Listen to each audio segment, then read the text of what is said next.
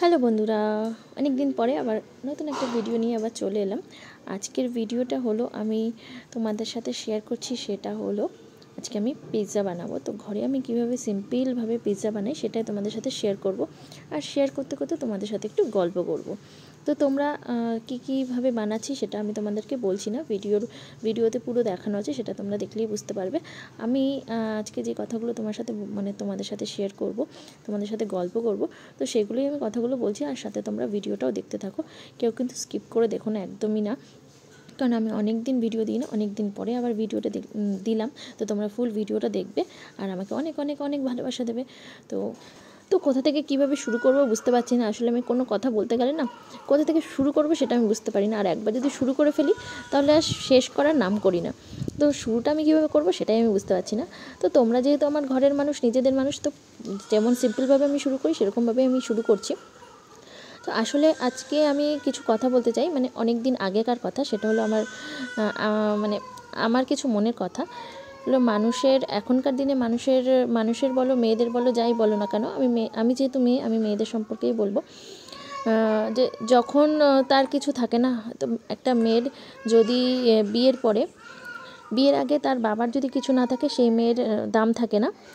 আর বিয়ের পরে তার স্বামীর যদি কিছু না থাকে, আর সেই মেয়েটা যদি কিছু না করে, প্লাস তার স্বামীর যদি কিছু না থাকে, তোমার নিজের মানুষ বলো, পাড়াপড়শি বলো, নিজের আত্মীয় স্বজন, একদম নিকটবর্তী আত্মীয় স্বজন, সেই মেয়েটাকে কোনো দাম দেয় না, মানে তুচ্ছ তাচ্ছিল্য করে। এর মানে হলো এটাই, তুচ্ছ তাচ্ছিল্য করে।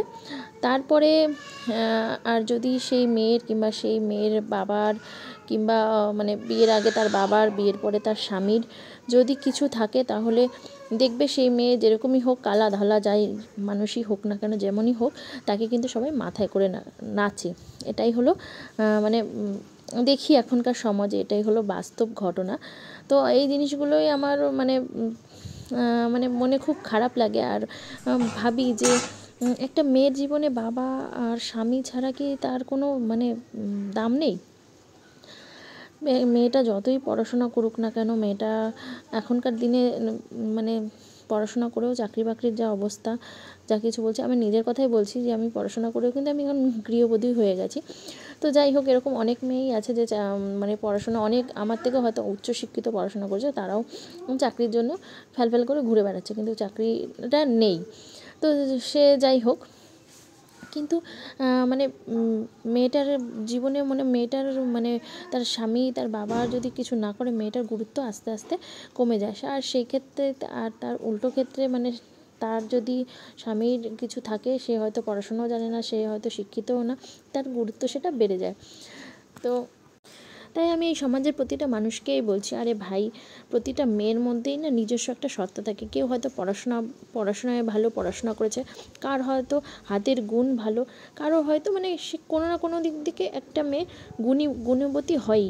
সেই গুণটাকে সবাই ভালোবাসো না, তার বাবা কী করছে, তার স্বামী কী করছে, সেইটা না দেখে মেয়েটার গুণটা কী, মেয়েটা ভালো কি খারাপ, সেই গুণটাকে বিচার করো না।